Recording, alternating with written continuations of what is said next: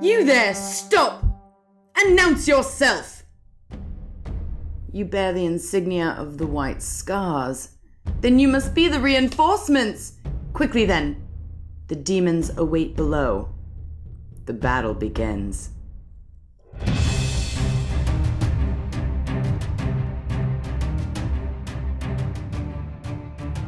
Yo dog, Katie Boucher here, Next Level Painting.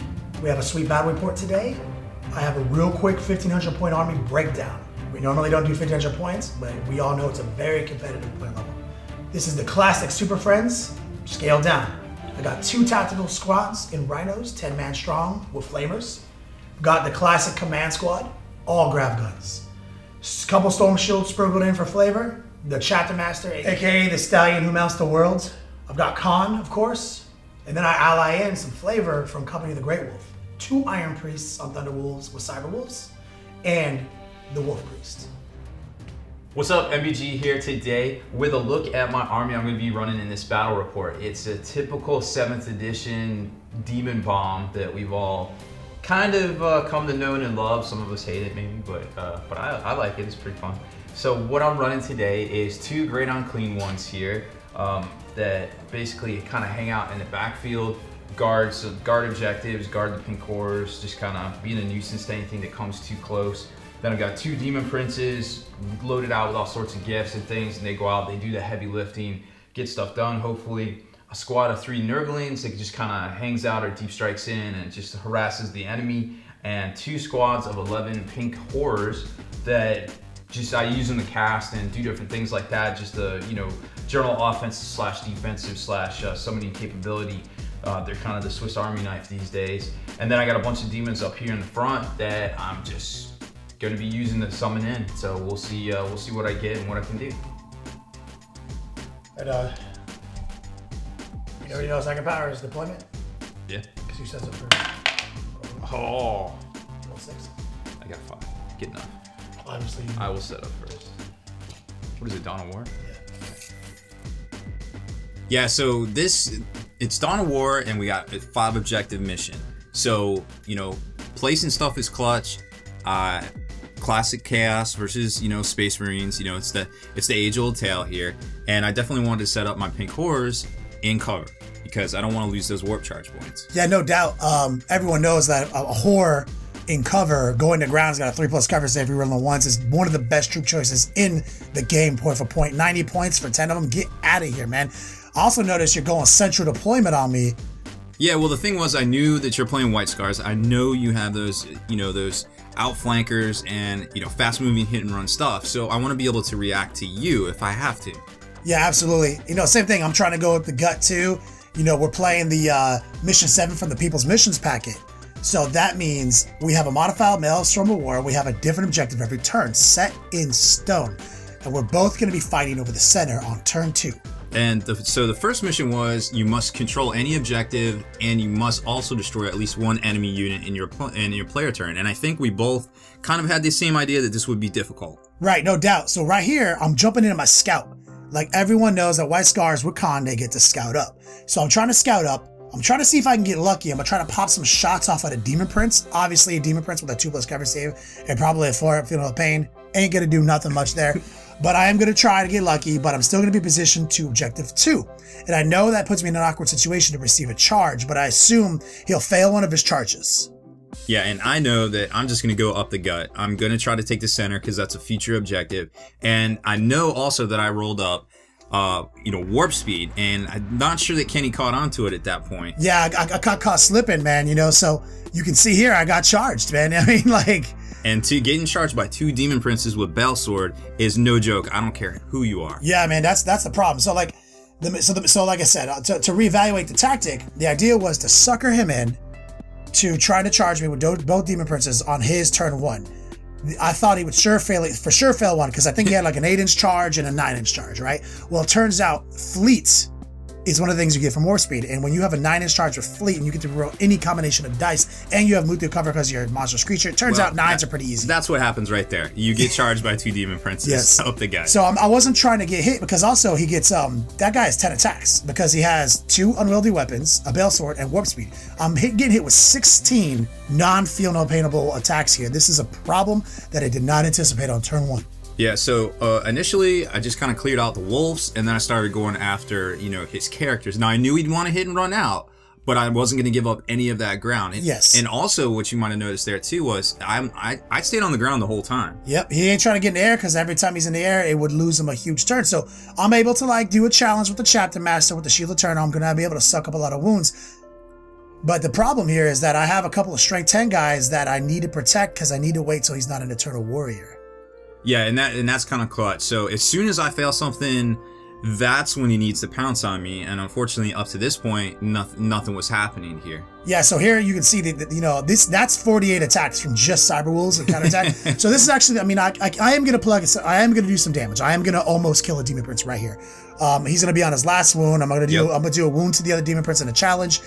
So the Company of the Great Wolf does have preferred enemy, and I do have counterattack. So that is pretty strong. I am not going to hit and run at the end of this. I've already decided, like, because since the second turn objectives be in the center, I can't have him consolidate out and just hold it down so I can't get to it. I would have totally boxed you out of the center, and I knew that was going to be a thing. So also, and what I like about how his target priority was, he picked on the Demon Prince that was actually tougher. I had the extra wound, and I had the reroll invulnerable save, which was kind of interesting to see that he actually got taken out after 2 rounds of combat. Yeah, I mean, I was going after the tougher guy. Also, I was trying to do some challenge stuff. Positioning kind of factored into that. You can't always get what you want, but you got to make it happen, you know? So obviously, we're in the consolidation phase here. This is it. This is end of turn pile-ins. We're about to go into the second turn. All right, so now here, Kenny's coming in with his outflanking, which I was afraid of. And you can kind of see there that I'm still in a good position because I got my great unclean one right up the gut. Yeah, no doubt. Like I separated my vehicles up, and you can see I'm sneaking the Rhino to the center. This is what my whole goal was, to just put an objective secure Rhino on the center objective and take the turn 2 Maelstrom objective, which is you must control the center objective. If you do this, you score 1 point. This puts me on the board 1-0 currently in turn 2. But I did split up some of my guys, combat squads, etc., so I can hit him from different angles. And I brought one of my units in to threaten him on one of the angles for the later turns. Right, but not to be outdone, I had some tricks up my sleeve too. But it didn't look like I was gonna indeed control the center objective on turn 2 because of the objective secured Rhino. So remember, objective secured is still a big thing, guys. Yeah, no doubt, man. It gave me a little bit of advantage early in the game for sure. You can see bringing my guys in, setting up to, you know, maybe bolter out some horrors, take some of his warp charge points away because he has 11-man squads. You guys know all those tricks. You know, that's classic.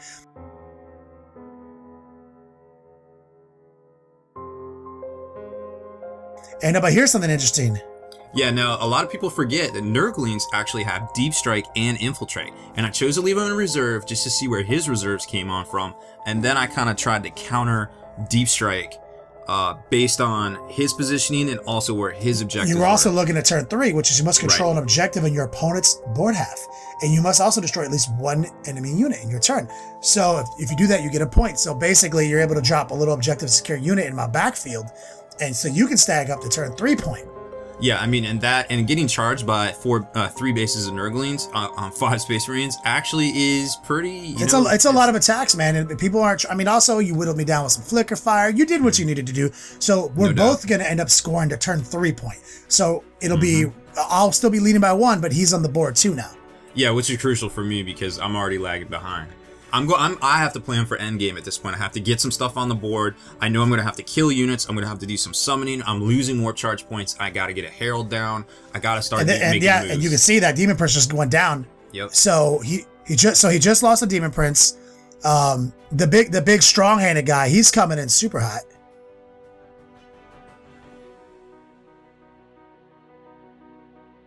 Okay, that'll be different.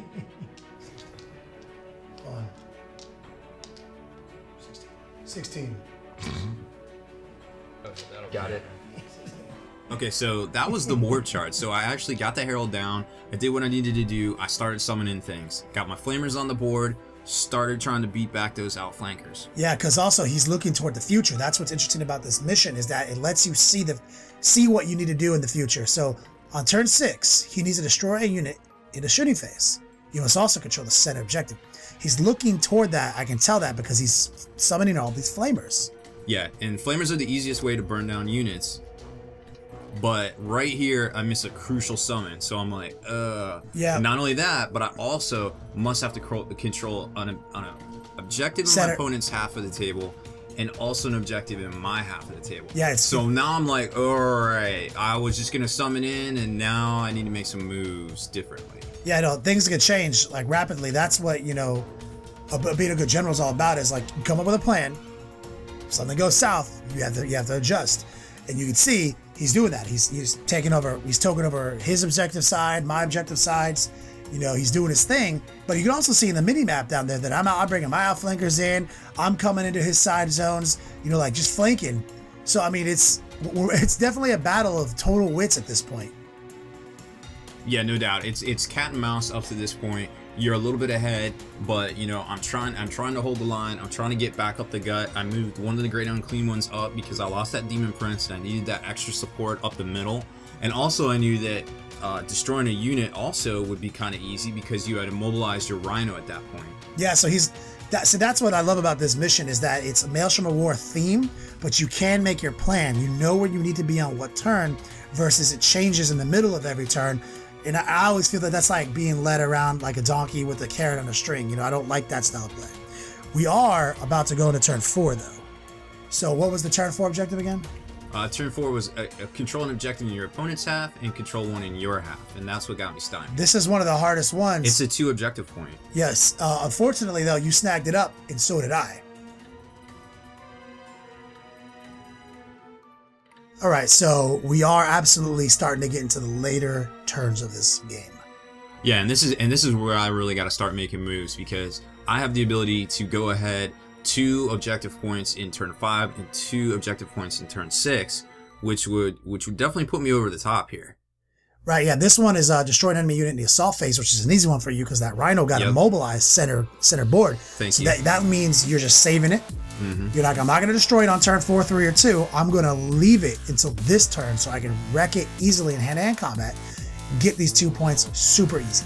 Yep, still holding down the center. I was a little worried about those outflankers up there in the top right. You can kind of see them in the picture there. You know, so they were giving me a little bit of hassle, so I wanted to thin them down a little bit because I wanted to make those the squad that I was going to take out in turn 6. Yeah, no, I mean, like, I had a scramble here, and you can see I hit and run out of that combat finally. And you start booking over to the other objective. Yeah, I'm also going to take these little Nurglings out because I need to kill something in hand-to-hand combat too. Because Rob did make me go first because he wanted to close this game out, take that late game objective advantage. I think that's super solid. When you know that it's going to come down to that at the very end, and you know objectives are involved, always try to not go first if you can. If you can safely do that, like your army can jink there for 2 of cover, like you have Funeral Pains, like you are absolutely one of the people who can do that. So unfortunately, I'm going to snag these 2 points up too, still continuing to maintain my 1 point lead. Yeah, I mean this is the kind of game you want to see. It's neck and neck the whole time. It's fun. It's exciting. There's a lot of dice rolls. There's a lot of narrative elements in this. You know, so it was a really fun, tight game. Oh yeah, man, like I enjoyed it. We also played like that. Earlier we noted that we played in 1,500 points. So we're playing some extremely low model count 1,500 point armies just for the sheer, fun of it, because we do like to get in those big swirling melees in the middle of the table. We love to, think less about like the big picture, more about like what's happening on the model's eye view. Yeah, definitely. And so right here, the Great Unclean One was rolling up on the rest of those outflankers. So I was getting my points and I was keeping up with you, but I was still down by 1 at this point. Yeah, no, it's, I got lucky, got on the board first, but I'm barely hanging in here. And here we are, though. We're going into the last turn, and now I know I'm in trouble because I must hold the center objective and destroy something in the shooting phase. I basically can't do it. Like, all I could do is stop you from getting the center so I can win the game. So I'm coming in on this Great Unclean One in the center of the table. Basically, the smart play here is to stand exactly 3 inches away from the objective and just stand there and make him charge me. but that's not how I play Warhammer 40k. I'm gonna charge him, see if I can't get lucky with Khan and insta kill him, and then consolidate back and maybe mitigate some of the damage. That's just how I do. I didn't make the smart play here, but I don't think it ultimately will matter because he does have a Demon Prince and another Great Unclean One in charge range of me. And not only that, but I had some OBSEC secure units to sneak up and get within 3 inches of that center objective, as long as I held you right to where you were. Yeah, man, that's kind of like I saw here immediately that I was not gonna get the turn 6 objective, and now I see why you brought the Screamers in, why you brought all the Flamers in, because now you're burning my guys out, and you're gonna win this game because you're gonna score 2 points on turn 6.